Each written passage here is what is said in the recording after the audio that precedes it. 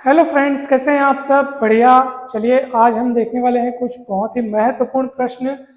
इन फलनों का हमें डोमेन ज्ञात करना है। डोमेन क्या होता है, रेंज क्या होता है, इन सब पर ऑलरेडी वीडियो बनाए जा चुके हैं। अगर आपने वो वीडियो नहीं देखा है तो ज़रूर जा कर के देखें। बहुत सारे सवालों के साथ वो समझाया गया है।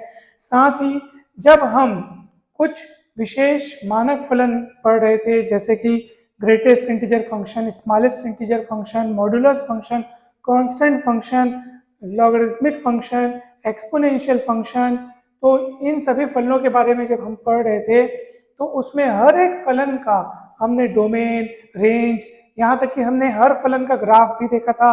वो सब के वीडियो बनाए जा चुके हैं। डिस्क्रिप्शन बॉक्स में उन सब वीडियोस का लिंक मौजूद है। आप जरूर जा करके देखें, आपको बहुत अच्छे से समझ में आएगा। क्योंकि अगर आपको modulus function, greatest integer function, ये सब के बारे में अगर ठीक से पता नहीं होगा, उनके गुण धर्मों के बारे में अगर ठीक से पता नहीं होगा, तो फिर ये सवाल समझने में आपको दिक्कत हो सकती है। इसलिए आप पहले उन वीडियोस को जरूर देखिएगा। तो चलिए, इन फलनों का हमको क्या ज्ञात करना है, डोमेन ज्ञात करना है। तो सबसे पहला आपके पास जो फलन है वो है F X is equal to 1/√x minus mod X. ठीक है। अब सबसे पहली बात तो ये होती है सर कि मॉड एक्स मतलब क्या होता है। तो मॉड एक्स जो है वो modulus of x, modulus function होता है ये, जिसको किस तरीके से अपन डिफाइन करते हैं। तो इसकी वैल्यू एक्स होती है जब एक्स ग्रेटर देन और इक्वल टू 0 हो, और ये मॉड एक्स की वैल्यू माइनस एक्स होती है जब एक्स लेस देन 0 हो। ठीक है। जैसे 5 है, तो 5 का अगर मॉड निकालना हो तो कितना आएगा। तो पहले आप देखो कि अंदर में जो संख्या लिखी है वो 0 से बड़ी है कि छोटी है। तो 0 से बड़ी है, इसलिए आप ये वाले डेफिनेशन इस्तेमाल करोगे, x is greater than equal to 0 है। जब x की वैल्यू 0 है, 0 से बड़ी रहे, तब मॉड x बराबर x लिख देते हैं, यानी मॉड 5 बराबर 5 लिख देंगे। अब मॉड -5 का वैल्यू निकालना हो तो आप फिर से देखो कि वो अंदर लिखी संख्या छोटी है, मतलब 0 से छोटी है कि बड़ी है। तो अब वो चीज़ लिखी है वो 0 से छोटी है, यानी जब x 0 से छोटा हो उस समय मॉड x क्या होता है, -x होता है। अर्थात -x बोलने का मतलब माइनस और x की वैल्यू खुद -5 है, तो वो प्लस बन गए। इसका अर्थ यह है कि मॉड्यूलस फंक्शन हमेशा प्लस में ही वैल्यू प्रदान करता है। इस बात का हमेशा आप ध्यान रखें। मॉड्यूलस फंक्शन सदैव धनात्मक मान प्रदान करता है, इसलिए इसको हम निरपेक्ष मान फलन या एब्सोल्यूट वैल्यू फंक्शन भी कहते हैं। ठीक है। तो चलिए, अब मैं आपको एक बात बताता हूँ, मस्त वाली बात है ये। देखो, ये डेफिनेशन यही लिखा है, कहीं नहीं जा रहा है। अब हमको जो फलन दिया है उसमें ये वाली चीज क्या है देखते हैं, x माइनस मॉड एक्स। अब ये x हुआ, ठीक है, x हुआ, ये माइनस है तो माइनस हुआ, फिर ये मॉड x है तो मॉड x की वैल्यू में रख देता हूँ। इसकी वैल्यू x कब होगी, जब x greater than equal to 0, और इसकी वैल्यू -x कब होगी, जब x लेस देन 0। समझ में आया कि ये देखो x, ये माइनस, और इसके जगह में ये पूरा रख दिया। क्यों रखे सर? क्योंकि अब हम x माइनस एक्स करेंगे तो कितना आएगा, x माइनस एक्स करेंगे 0 आएगा। यानी कि इस पूरे की वैल्यू 0 कब होगी, जब x greater than equal to 0 होगा। फिर x minus minus minus minus plus x हो जाएगा, तो x प्लस एक्स यानी 2x। तो 2x कब होगी, जब x लेस देन, यानी कि कंडीशन सेम है, वो अपनी जगह है, बस एक बार x माइनस एक्स कर रहे हैं तो 0 हो रहा है, और x माइनस माइनस यानी माइनस माइनस प्लस करके x प्लस एक्स 2x कर रहे हैं। तो ये किसकी वैल्यू आ गई, आप देखें, x माइनस मॉड x की वैल्यू आ गई है। अब आप गौर से देखो, इसको थोड़ा सा अच्छे से समझने की कोशिश करो। x माइनस मॉड x की वैल्यू 0 होती है उन सभी x के उन सभी मानों के लिए जो 0 या 0 से बड़े हैं। या यूं कहिए कि x इज इक्वल्स टू 0 और x के सभी धनात्मक मानों के लिए इसकी वैल्यू 0 है।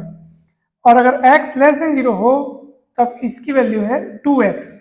ठीक है। एक आध लेस देन मेरे को बताओ आप। x लेस देन 0 बोल रहा हूँ ना, मैं बोल रहा हूँ ना, x लेस देन 0 पर इसकी वैल्यू ये होगी, जबकि आपको दिख भी रहा है x लेस देन 0 पर इसकी वैल्यू ये होगी, जो कि हमको दिख भी रहा है। तो क्यों ना हम x के एक आध लेस देन 0 एक आध कोई वैल्यू ले लेते हैं। मान लो मैं -1 ले लिया, ठीक है, और देख लो ये 0 से छोटा है। तो उस समय बताओ x माइनस मॉड एक्स की वैल्यू मुझे क्या मिलेगी। तो आप बोलोगे sir x minus mod x की वैल्यू 2x तो होगी, क्योंकि आप ही ने तो कहा कि x माइनस मॉड एक्स की वैल्यू 2x होती है। कब? जब x लेस देन 0।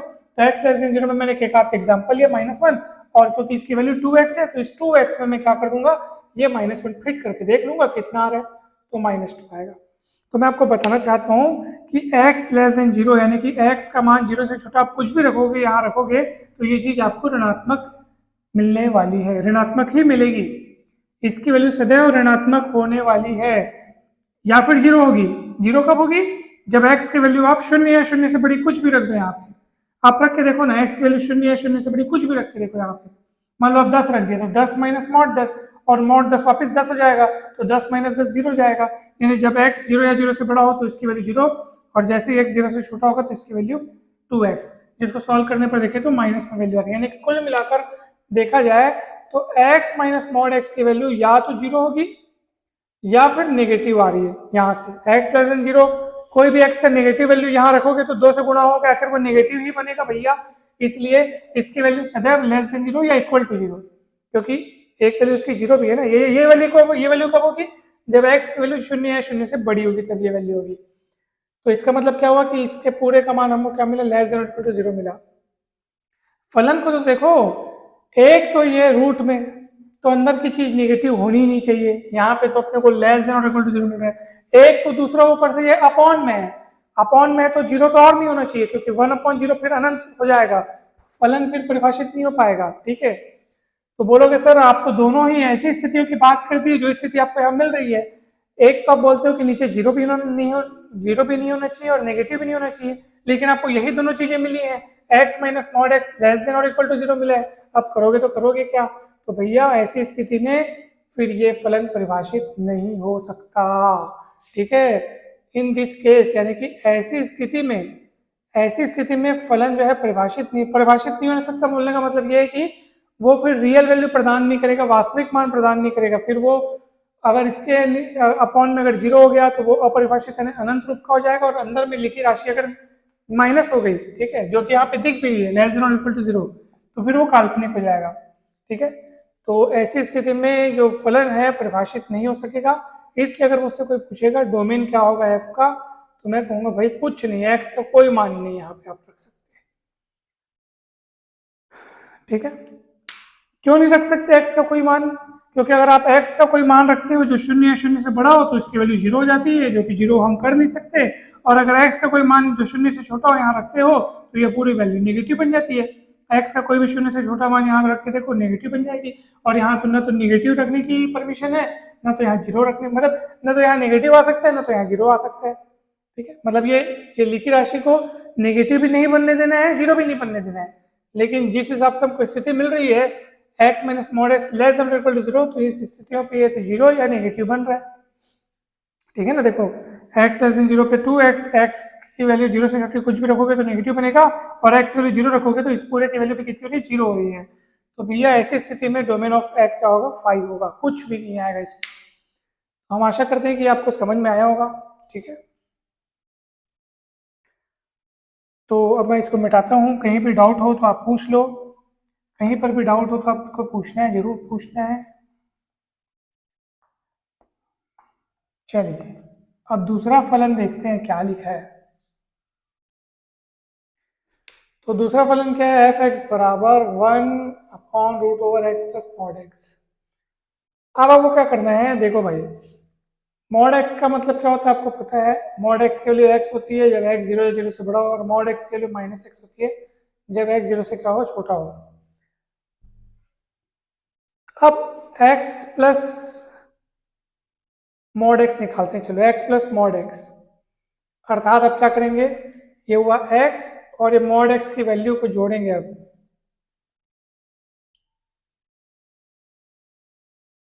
ठीक है, ये माइनस एक्स, चलो जोड़ो तो भला कितना आएगा? x प्लस एक्स कितना हो जाएगा? 2x। ये कौन सा केस बनेगा? जब x greater than equal to zero होगा। और x माइनस एक्स जीरो कब होगा? जब x लेस देन जीरो होगा। अब आप इस फलन को देखो कि ये फलन वास्तविक मान कब ग्रहण करेगा, कब हमको वास्तविक मान देगा? जब अंदर लिखी संख्या, ये वाली लिखी संख्या हर हाल में क्या होनी चाहिए? एफ एक्स वास्तविक होगा कब होगा? यदि और केवल यदि x plus mod x strictly greater than zero होगा। कैसा होगा? Strictly greater than zero. अब आप देखो ये ग्रेटर देन जीरो कब होता है? तो भैया इसकी वैल्यू जीरो कब होती है? जब x लेस देन जीरो हो, और इसकी वैल्यू 2x कब होती है? जब x greater than equal to zero हो। ठीक है, तो ये ग्रेटर देन जीरो कब हो सकता है? जब x स्वयं ग्रेटर देन जीरो हो। ठीक है ना, आपको समझ में आया कि नहीं बताओ भाई। ठीक, फिर से एक बार बताऊं क्या मैं आपको, देखो x plus mod x greater than zero कब होगा, या x प्लस मॉड एक्स अगर ग्रेटर देन जीरो है तो फिर आप नीचे क्या लिख सकते हैं बताओ। x प्लस मॉड एक्स को ग्रेटर देन जीरो होने के लिए क्या x प्लस मॉड एक्स की वैल्यू जीरो रखूंगा? अगर मैं यहाँ पे जीरो रख दूंगा तो क्या जीरो ग्रेटर देन जीरो होता है क्या? अगर मैं इसकी वैल्यू जीरो रख दूं तो क्या जीरो ग्रेटर देन जीरो होगा? गलत बात है ये, नहीं हो सकता। तो इसकी एक वैल्यू शून्य है, लेकिन इसकी वैल्यू वो वाली रखनी है जो जीरो से बड़ी हो, इसका मतलब ये वाली वैल्यू, ठीक है ना, शून्य नहीं रखेंगे। और ऐसी स्थिति में हमको x ग्रेटर देन जीरो मिल रहा है, ठीक है। और फिर ऐसी स्थिति में हमको जो अंतराल हमारा बनेगा वो रहेगा जीरो से अनंत, जो कि इस फलन का डोमेन रहेगा, जीरो से अनंत तक का ओपन इंटरवल, ठीक है। मैं फिर से कह रहा हूँ, ये अगर जीरो से बड़ा है तो इसकी वैल्यू हर हाल में 2x होगी, क्योंकि 2x इसकी वैल्यू तब होती है जब x शून्य या शून्य से बड़ा हो, ठीक है। तो ये अभी, और ये वैल्यू इसकी वैल्यू रख नहीं सकते, तो ये ऐसा हुआ। देखो यहाँ पर x is greater than not equal to zero है, यानी कि अगर x इक्वल टू जीरो हुआ तो इसकी वैल्यू कितनी होगी? 2x, और x की जगह जीरो रखोगे, क्योंकि हम कौन से केस की बात कर रहे हैं? x इक्वल जीरो की बात कर रहे हैं, तो इसकी वैल्यू क्या होगी? 2 इंटू जीरो, यानी जीरो हो जाएगा। लेकिन हमको इस चीज को जीरो नहीं, स्ट्रिक्टली ग्रेटर देन जीरो, यानी कि इसकी वैल्यू फिर क्या लिखेंगे? 2x। तो 2x फिर x ग्रेटर देन जीरो, यानी कि ये ओपन इंटरवल बनेगा, शून्य से बड़ी समस्त वास्तविक संख्याएं इस फलन का डोमेन होगी, और इस तरीके से बन गया। अब तीसरा देखो, तीसरे में क्या है, आप ध्यान से देखिएगा।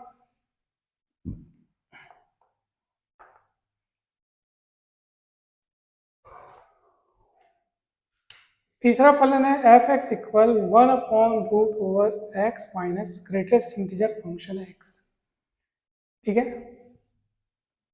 तो सबसे पहले तो आप देखो यहाँ पे, मैं आपको जबरदस्त वाली बात बता रहा हूँ, x minus greatest integer function x, ये वैल्यू जो है जीरो होती है, ठीक है। कब जीरो होती है ये वैल्यू? उन सभी x के लिए जो z में बिलोंग करते हैं, जो किस में बिलोंग करते हैं? z में बिलोंग करते हैं। साथ ही साथ x minus greater than function x की value strictly greater than zero होती है उन सभी x के लिए जो r माइनस जेड में बिलोंग करते हैं। जो पूर्णांक होते हैं ना, तो पूर्णांक को आप रख के देखोगे तो सेम, देखो पूर्णांक का ये वाला ब्रैकेट, स्क्वायर ब्रैकेट में अगर अंदर पूर्णांक लिखोगे तो वापस आपको वही मिलेगा, क्योंकि मैं आपको बताया था पूर्णांकों के लिए इसकी वैल्यू वही होती है, तो जीरो हो जाएगा ना। तो उन समस्त बिंदुओं के लिए x, मतलब ये उन समस्त x के लिए जीरो होगा जो पूर्णांक हैं, ठीक है।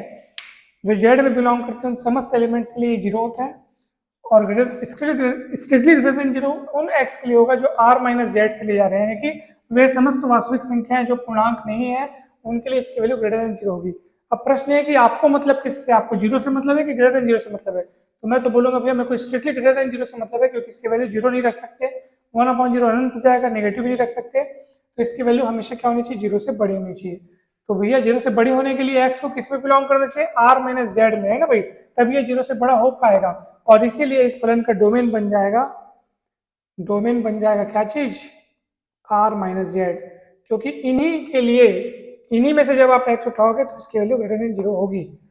आपको यकीन नहीं है कि सर ये सब कैसे लिख दिए, तो मैं चलो एक्स की वैल्यू लेता हूँ, मैं आपको 4.7 लेता हूँ, यहाँ रख के देखो 4.7, यहाँ रख के देखो 4.7, समझना, इसको सॉल्व करोगे तो 4.7 का के करीब करीब करीब नजदीकतम ऐसा कौन सा इंटीजर है जो 4.7 से छोटा हो, लेकिन 4.7 से छोटा तो 4 भी है, 3 भी है, 2 भी है, लेकिन इन सबों में से जो सबसे बड़ा है, जो इसके सबसे करीब है, वो कौन है? 4 है।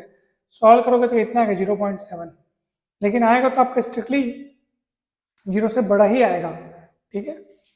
तो यही हमको जीरो से बड़ा ही तो चाहिए, इस चीज की वैल्यू जीरो से बड़ी ही होनी चाहिए, तभी तो वो परिभाषित हो पाएगा। तो डोमेन ऑफ एफ क्या हो जाएगा? आर माइनस जेड, ठीक है। ये वाला भी हो गया, बहुत सरल है, कठिन कुछ भी नहीं है, घबराने की बात नहीं है। अगला देखो आप, x प्लस मतलब 1/√x plus greatest integer function x। आपको एक मैं मस्त वाली बात बता रहा हूँ, x plus greatest integer function x, ये जीरो से बड़ा तब होगा जब x खुद जीरो से बड़ा होगा, इस चीज को आप हमेशा ध्यान रखें।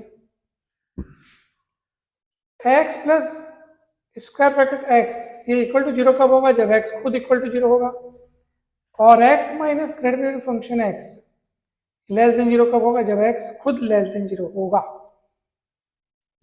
इस बात को आप हमेशा ध्यान रखें, ये सूत्र आप हमेशा ध्यान रखें, ये सूत्र आपको अनेक सारे कंसेप्ट बता देगा। ठीक है, सॉरी यहाँ पर प्लस लगाना भूल गया, ये ऐसा।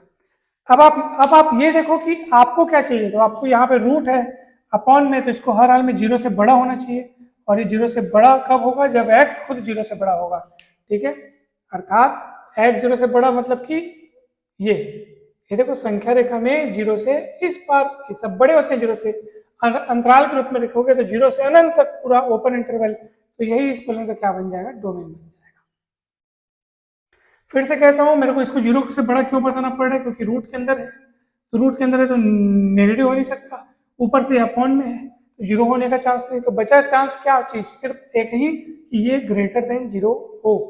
ठीक है, और ये ग्रेटर देन जीरो तब होता है जब एक्स ग्रेटर देन जीरो होता है। ठीक है,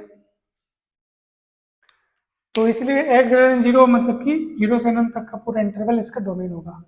तो इस तरीके से हमने ये भी बना लिया। वीडियो अच्छा लगा हो तो लाइक करें, चैनल को सब्सक्राइब करें, वीडियो को शेयर करें। नेक्स्ट वीडियो में हम कठिन सवालों पर जाएंगे जो आपके परीक्षा में आने लायक रहेंगे, हम उन सवालों को सॉल्व करेंगे।